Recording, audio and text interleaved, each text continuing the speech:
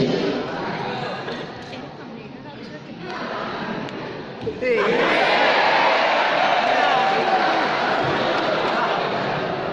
Bismillahirrahmanirrahim. Assalamualaikum warahmatullahi wabarakatuh. Waalaikumsalam. Luar biasa ya. Ada yang belum kenal sama saya? Mau kemana bang? Gak dibayar lu. Yaudah kalau belum kenal, kenalin nama saya Ridwan Remy. Kebetulan saya juara 1 stand up komedi Indonesia season 7 Kompas TV.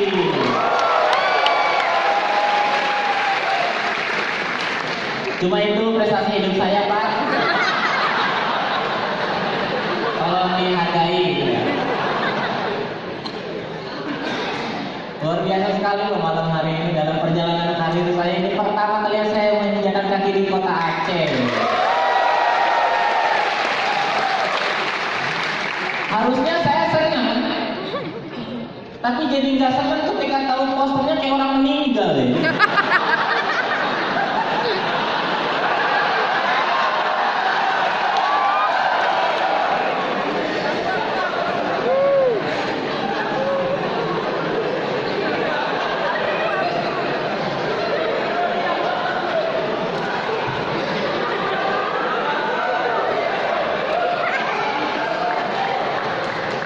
Ini idenya dari mana Pak Indra? Kayak Kapre Yasin.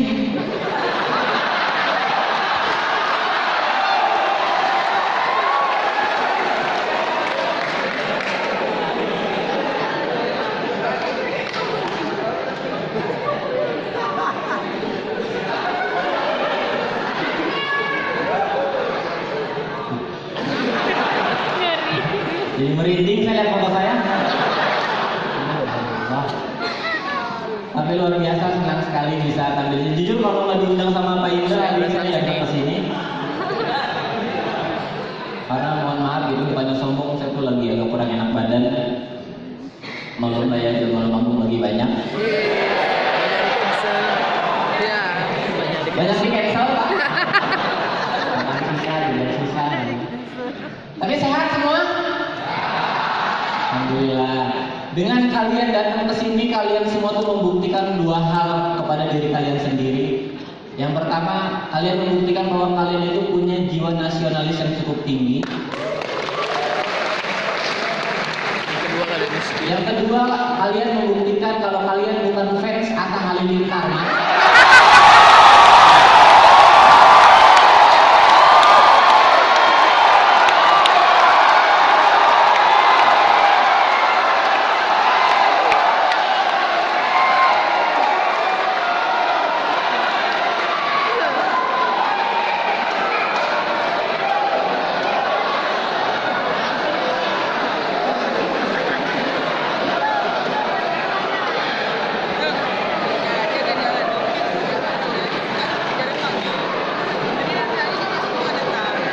Kalian tuh punya dendam sendiri ya?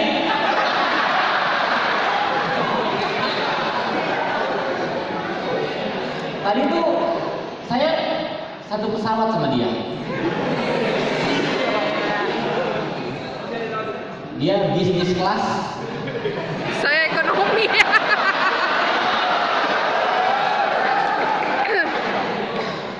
Saya ekonomi.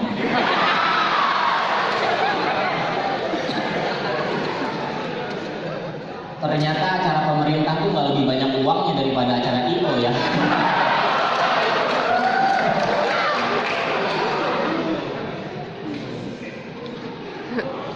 Tapi gue nggak masalah sama Atta Halilintar, buat gue dia keren.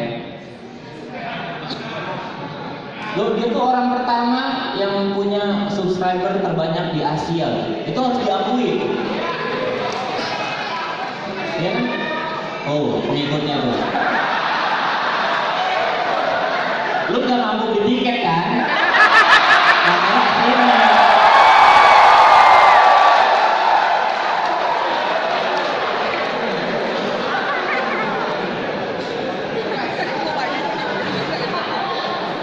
tapi boleh kita benci orang, boleh, tapi kita harus akui gue, dia subscriber 13 juta di Asia, luar biasa. Jarang-jarang ada orang gila dengan pengikutnya.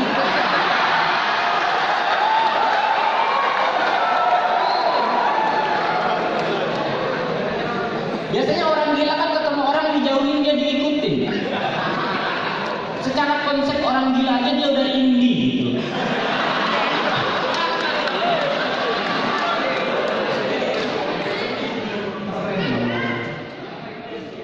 Tapi ya senang sekali bisa diundang di acara ini. Gak kerasa ya sekarang tuh kita udah masuk musim politik.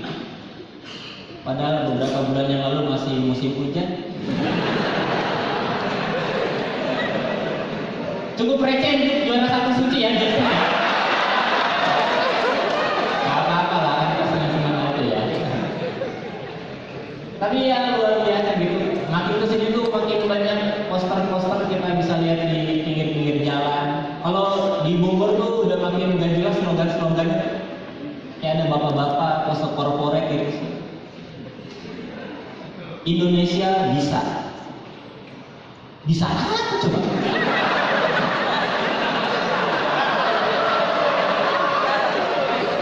Kok nggak dijelasin gitu?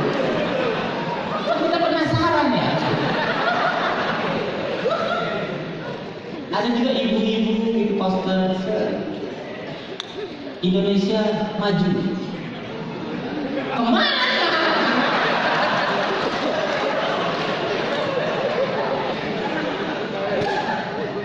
Kadang ada juga yang pakai peci gitu terus Insya Allah siap. Kok nggak yakin? Ya siap-siap aja lah.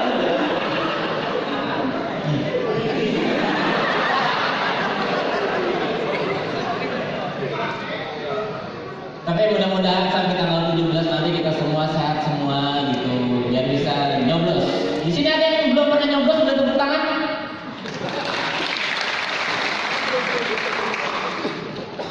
Yang belum pernah dicoblos udah tepuk tangan.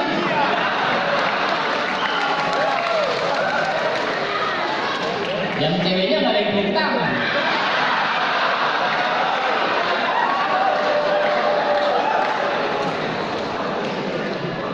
Cewek-cewek petahana gitu.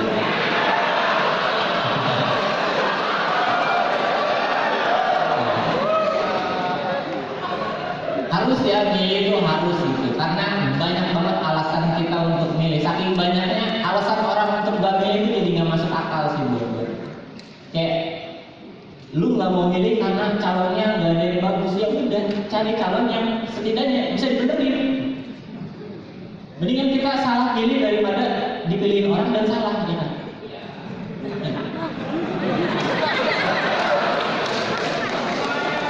Nah, di sini ngerti ya maksudnya ya.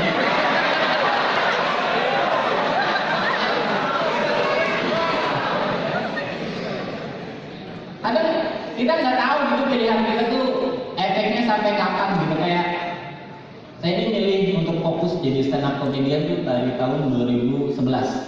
Kalau dulu nggak milih hobi yang ini, mungkin nggak tahu sekarang jadi apa. Mungkin jadi fansnya apa?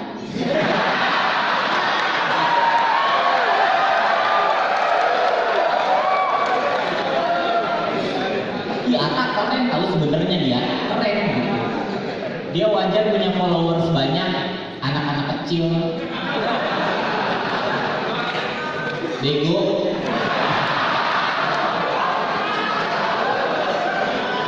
Tapi wajar karena anak kecil emang seneng dipertontonkan konten-konten seperti Atta gitu, konten-konten yang bikin halu.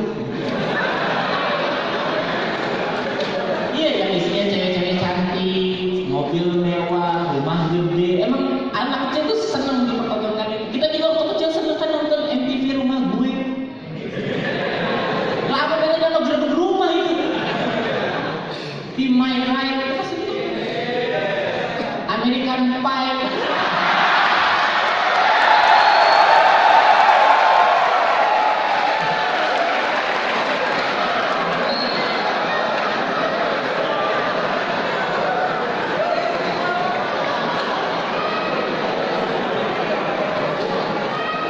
Maaf ya Pak, ini agak kurang masuk jokesnya mungkin ke kalangan Bapak.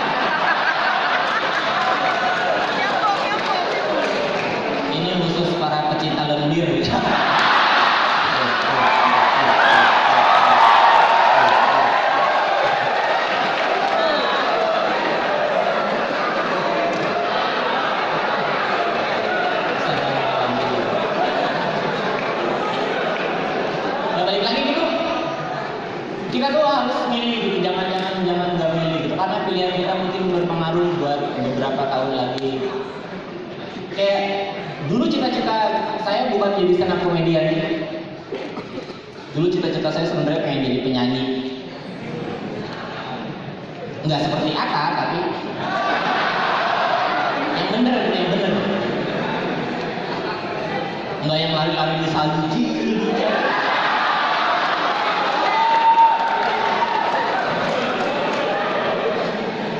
Dulu pengen jadi penyanyi gitu, cuman saya sadar diri pilihan saya itu kurang tepat. Karena kan saya sadar suara saya ini terlalu berbahaya ya. Jangan buat nyanyi, celangap aja nyamuk lewat mat. Dulu ke zaman sekolah pernah nyanyi gitu, hobi di kamar mandi. Baru 1 bait, ubin retak. Nyanyi 2 bait, tengok retak. Nyanyi selagu full dengar kabar tetangga suami istri Menerta. mengancam loh soalnya. Akhirnya fokus jadi stand up comedian gitu. Tanpa stand up comedy mungkin hari ini saya bukan siapa-siapa.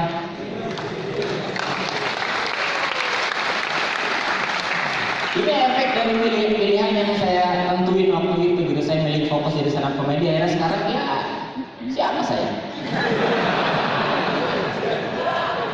Masih penumpang ekonomi.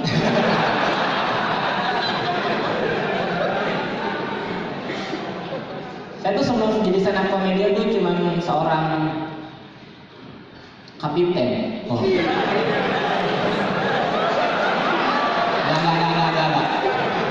Pedang saya nggak sepanjang itu ya. Relatif kecil. Cuma fleksibel dia.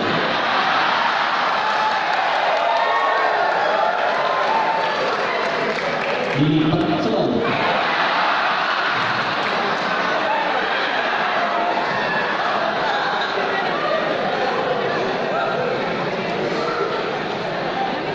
Tapi yang berkat pilihan itu sekarang saya jadi salah satu stand up comedian yang cukup diomongin sama banyak orang. Ya, terutama omongan negatif. Tapi alhamdulillah gitu sekarang udah bisa dibilang artis. Cuman ya setiap pilihan itu memang ada hal-hal yang kadang nggak selamanya pilihan itu benar, tapi ada juga beberapa pilihan yang setelah kita pilih ada rasa menyesal gitu. Karena mungkin kurangnya informasi gitu. Kayak dulu nganggapnya jadi artis tuh enak, hidupnya bergelimang harta gitu. Kayak punya privilege lebih jauh dari permasalahan hidup. Setelah ngalamin sendiri jadi artis, ternyata ada nggak enaknya. Gak enaknya tuh kadang suka dibecandain sama teman-teman rumah, kayak lagi jalan ke warung, ada teman pulang kerja, kadang suka bercanda gitu kayak, cie artis, stand up dong. Males tuh saya digituin, karena saya nggak bisa balas.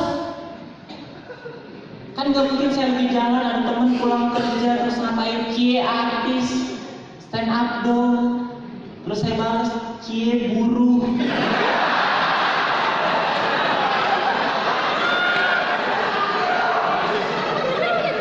Demo dong.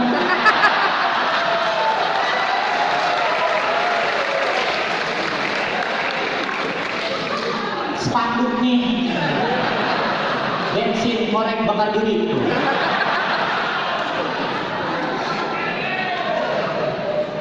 Dan kamu kalau ketemu orang yang kayak gitu kita harus ya sosok asik gitu kayak lucu banget sih. Karena kalau enggak kadang dia suka julid gitu kayak suka nyinyir, Ridwan semenjak jadi artis lupa lu sama gua nggak jadi artis juga males kan lu. Saudaraku kan punya utang kagak. Sombong lu sekarang nggak asik. Gua sombong, gua nggak asik. Lu so asik.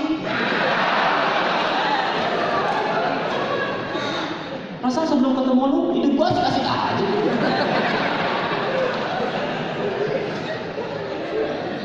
Kadang nyesel gitu jadi artis tuh karena zaman sekarang gampang banget artis tuh dicap sombong. Padahal zaman dulu ya, Fir'aun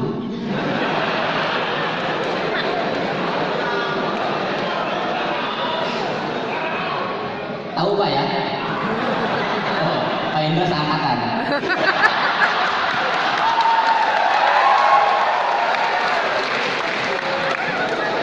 Waktu ditenggelamin dia yang hanyut. Selamat.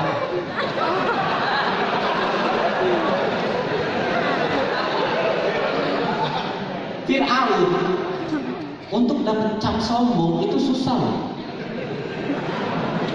Ya kan? Dia harus kaya raya dulu, ngehina-hina budak dulu, ngaku-ngaku Tuhan dulu, baru dapat cap sombong. Saya cuma gara-gara nge-fallback dikatain sombong. Cuma gara-gara nge-fallback saya setara sama Fir'aun.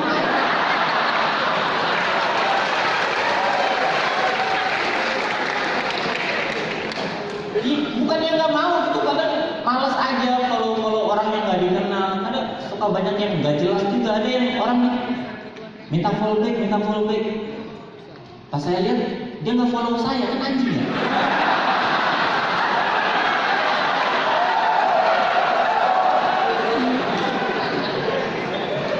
Bangke ya. Dikiranya saya bego, dikiranya saya bisa dibohongin. Nah orangnya tuh minta follow back tapi nggak follow, dikiranya gue bisa dibohongin. Ya udah gue unfollow.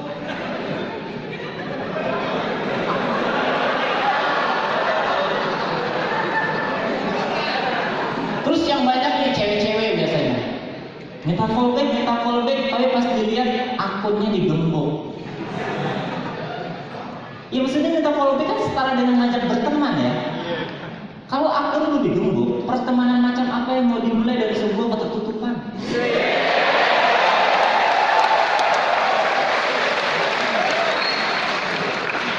Bilang sama kita lagi nongkrong gitu di misalnya Taufik Kopi.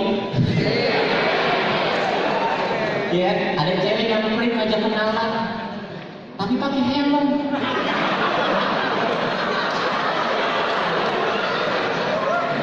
Begitu full face. Lu ada kenalan, ada touring.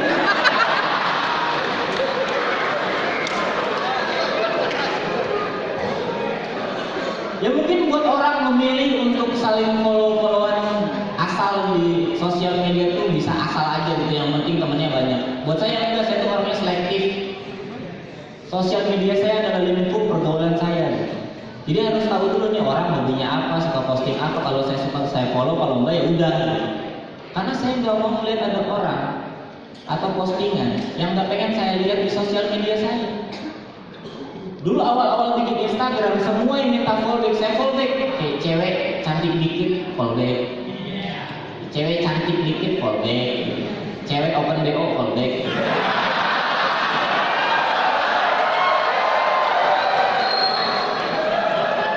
Nah, Bapak nggak masuk ke ini apa ya? Saya juga. Mungkin nanti habis ini kita bisa tukeran nocan. Ya semua di fallback gitu. Cuma dari semua yang di fallback itu tiba-tiba ada satu orang yang hobinya ngupload ayat kitab suci. Ya maksudnya itu kan tidak sejalan dengan visi misi saya main sosial media. Orang niatnya mau nyari cewek, malah dapat wahyu, kesel.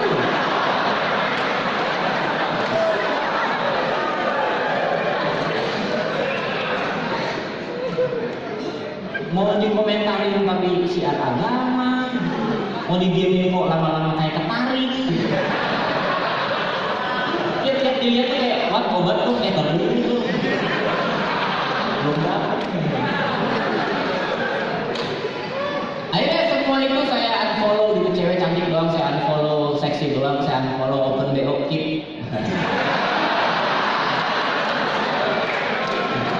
Lumayan kan sering keluar kota Pak.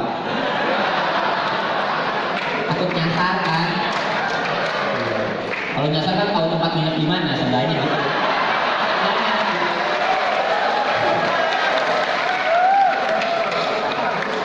Tapi di sini nggak ada ya, luar biasa, susah banget. Mantap nih Aceh, luar biasa, senang saya. Jadi mengurangi pengeluaran, mantap banget. Saya suka sama Aceh. Uang belanja istri full. Tapi sini pada follow open BO. Kalau ke kota lain gitu mungkin kalau jatuhnya ada kota lain. Saya jujur senang gitu kalau mereka itu senang. Enggak, bukan buat hal-hal negatif gitu, tapi lebih ke survei.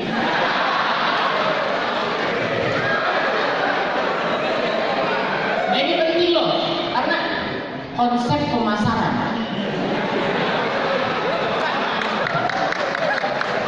Yang ditawarkan sama cewek-cewek open BO itu jauh di luar nalar. Makanya nih, nanti kalau follow perhatiin, jangan cuma di walking, perhatiin.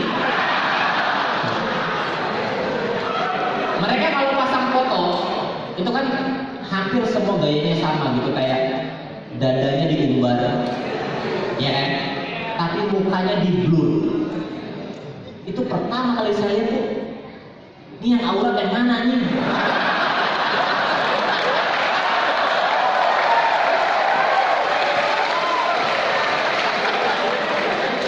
Apa kebalik gitu?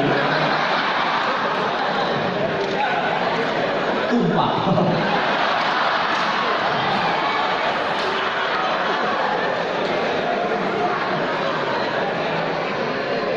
Tapi setelah saya pikir-pikir, ada manfaatnya juga. Mereka punya konsep seperti itu, dada diumbar, muka di blur tuh ada bagusnya juga. Karena untuk menghindari, kalau mukanya dijelasin takutnya tuh mengundang hawa nafsu. Nafsu amarah, udah jelek bugil.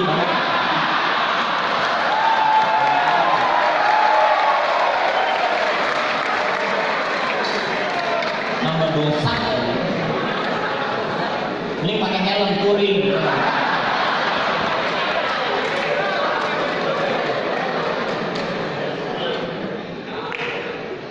Ya, ini dia, jangan takut untuk memilih. Emang kalau memilih itu ada salahnya juga, tapi kalau kita tetap konsisten pasti ada hikmahnya juga gitu. Sekarang dari pilihannya waktu itu saya putusin untuk fokus jadi stand up comedian. Sekarang saya bisa punya kesempatan untuk kerja sama orang-orang besar, kayak Calon Tong, Indro Warko, Big Show. Materi Suca itu ya. Agak tipis memang.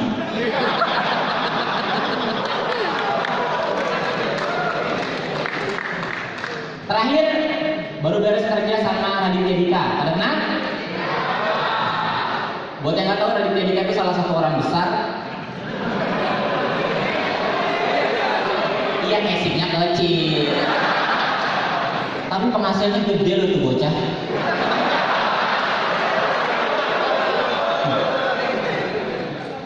Dari YouTube aja nih, Raditya Dika itu bisa dapat ratusan juta per bulan. Cuma dari YouTube dapat ratusan juta per bulan. Gila ya? Pantesan istrinya cantik. Tapi dari situ saya jadi tahu ternyata penampilan bisa kalah sama penghasilan.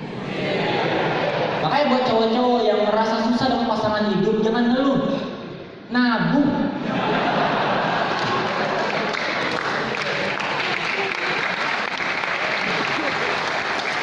Kalau tabungan udah banyak, minimal kalaupun nggak bisa dapetin pasangan, ya bisa operasi plastik lah.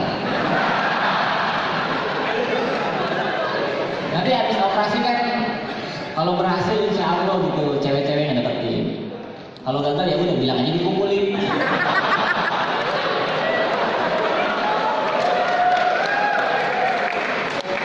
Gimana materi politiknya?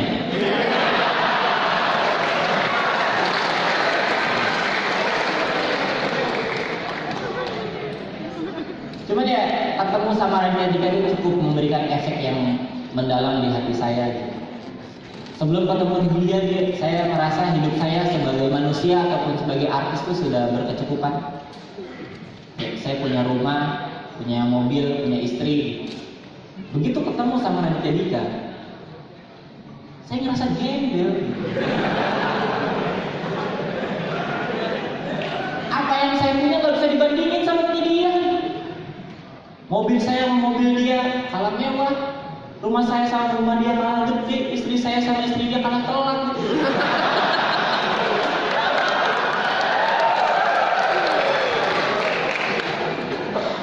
Cuman ya saya nggak sirik gitu, saya percaya apa yang dapat sama Raditya Dika saat ini yang karena hasil proses dan kerja kerasnya dia. Dia bisa dapat istri secantik Anissa Ajiza ya karena si kampret ini kaya dan terkenal. Dia kalau nggak terkenal dan sekaya sekarang, mungkin istrinya kayak istri saya.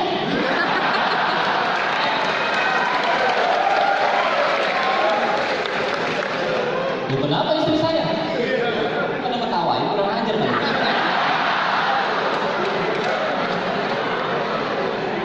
Istri saya itu pose sik.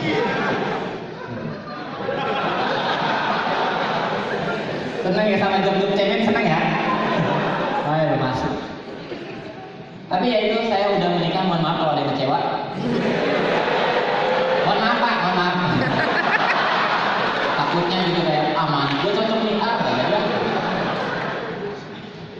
Dan udah nikah gitu. Dan setelah udah nikah saya baru sadar ternyata wanita itu memang makhluk yang sangat spesial.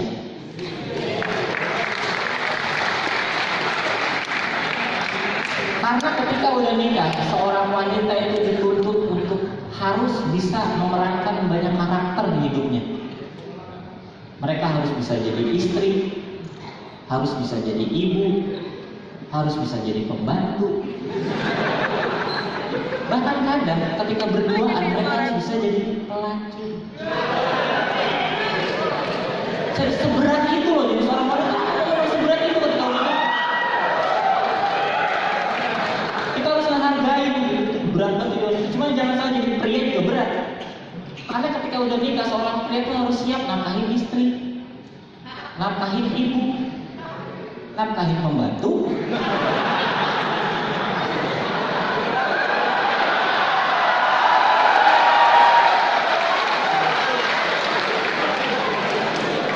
Dan kadang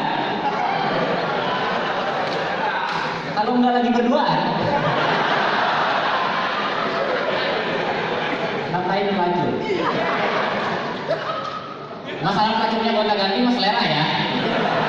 Tiap suami kan punya kebijakannya masing-masing. Kalau saya sih nggak suka, mohon maaf, astagfirullah.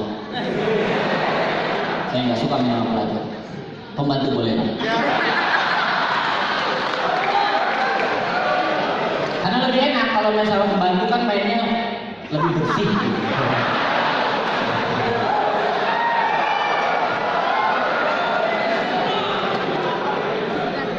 Cuma ya zaman sekarang jadi seorang wanita yang udah menikah itu menurut saya beban hidupnya udah jauh lebih berkurang. Karena salah satu faktornya yaitu kecanggihan teknologi. Sekarang kita cowok-cowok nggak perlu nuntut wanita kita bisa melakukan segalanya karena teknologinya udah canggih. Kita kalau dapat istri nggak bisa masak, nggak apa-apa, tinggal panggil GoFood. Kita dapat istri nggak bisa nyapu, nggak apa-apa, tinggal panggil GoClean. Bahkan kalau kita punya istri dan dia nggak bisa apa-apa, nggak apa-apa.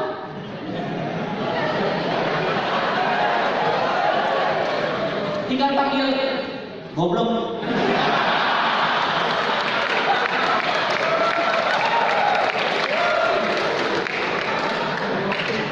Bisa lu apa nih?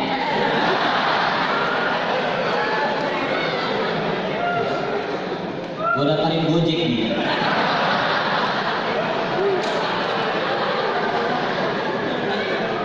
Saya tuh orangnya observasional banget gitu. Saya bikin materi tadi juga nggak sembarangan, saya karena punya pengalamannya. Saya pernah lagi ke Jakarta ada kerjaan, terus saya naik ojek online yang bawa ibu-ibu. Terus saya tanya, Bu kenapa nggak Gojek? Dan jawabannya benar. Karena nggak bisa masak sama nyapu, Mas.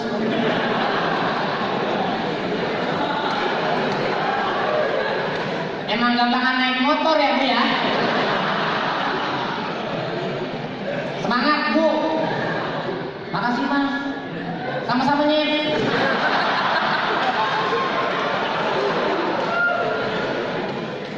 Zaman sekarang jadi wanita itu lebih enak itu kayak zaman dulu. Saya ngeliat ibu saya itu capek banget ya. Hampir semua pekerjaan rumah dia yang beresin. Pagi-pagi udah bangun, nyuci, masak, bangunin anak-anaknya sekolah, anak-anaknya mandi, dia yang nyiapin semua perlengkapan sekolah. Dia nyiapin buku, nyiapin baju. Kadang saking rajinnya nyokap saya belum selesai mandi, dia udah selesai ngerjain PR. Lah PR kan pekerjaan rumah, tugas dia lah.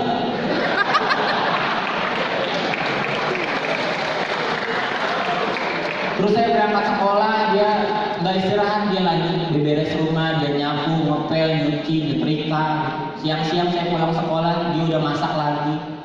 Saya pulang makan, dan kadang tanpa rasa terima kasih sedikit pun, saya langsung pergi dari dia main. Tapi ibu saya nggak pernah kecewa, nggak pernah marah. Dia paling cuma merenung kayak, aduh, kok PR-nya salah semua.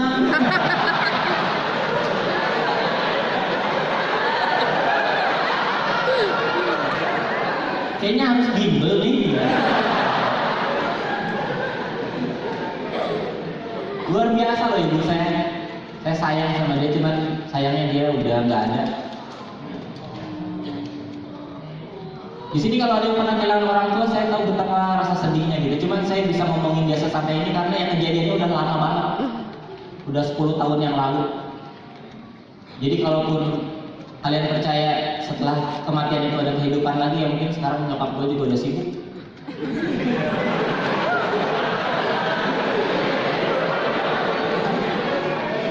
Nggak tahu, mungkin dia ngerjain PR di sana.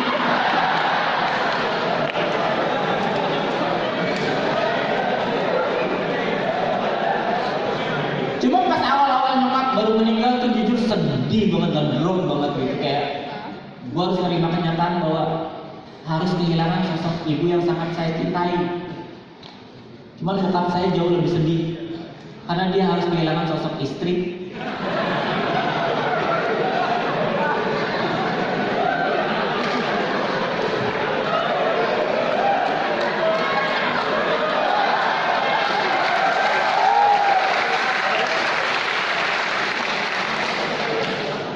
Sekaligus gitu.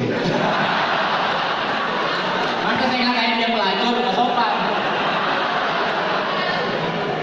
Pokoknya ini zaman dulu tuh bokap saya tuh galau abis, kayak lama banget dia move on-nya karena ya mungkin zaman dulu nggak ada Tinder.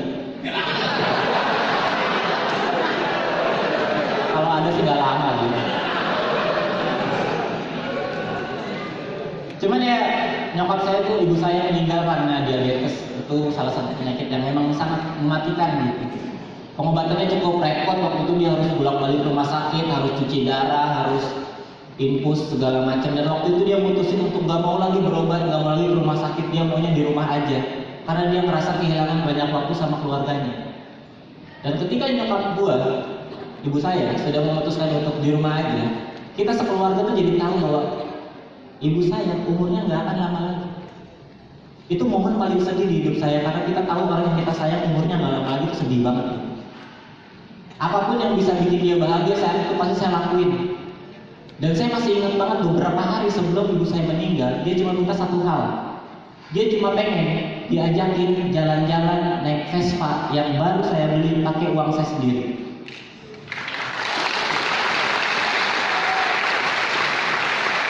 Saya ajakin dia jalan-jalan gitu, sambil di hati saya tuh ada perasaan dilematis gitu, kayak antara sedih dan takut.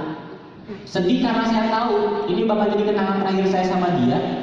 Takut karena saya belum belajar bawa Vespa.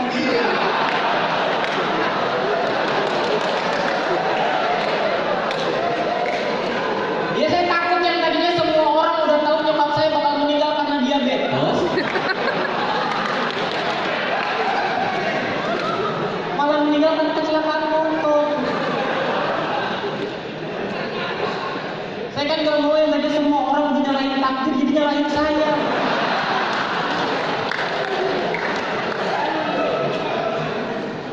Di sepanjang perjalanan itu naik Vespa tuh deg-degan. Mungkin itu satu-satunya momen saya naik motor berharap ada polisi nilang saya. Sebenarnya saya lebih siap kehilangan motor daripada kehilangan dia sama nama baik saya. Kalau ditilang juga saya pasrah pasti. Selamat siang, boleh lihat sudah STNK-nya? Ini Pak, sama motornya aja. Ayo mah naik angkot mah. Lebih safety kayaknya.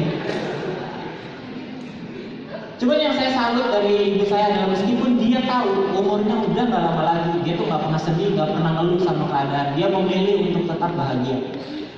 Dulu saya mikir kok bisa ya orang yang udah tahu bentar lagi mau meninggal bisa happy aja.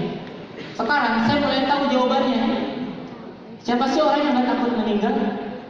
Pasti takut karena parno gitu. Kalau kita tahu kapan kita meninggal, ya apa yang ditakutin lagi? Saya kalau tahu bentar lagi bakal meninggal juga happy aja pasti. Saya bakal kumpulin semua teman-teman saya, keluarga saya bikin rapat. Saya bakal bilang sama mereka nggak mau tahu, mulai besok kalian harus belajar naik Vespa. Lagi pengen jalan-jalan nih. Kalau saya tahu umur saya nggak akan lama lagi, mungkin saya jadi orang yang lebih berani dari sebelumnya.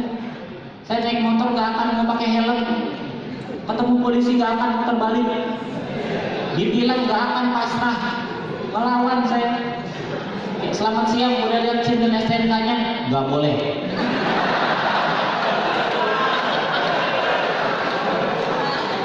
Punya gua nih.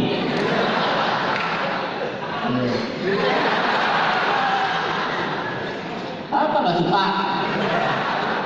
Gua hancurin nih motor gua.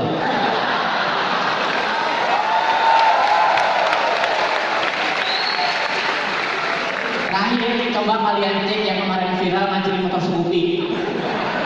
Kayaknya udah meninggal gitu. Terima kasih, Berikan.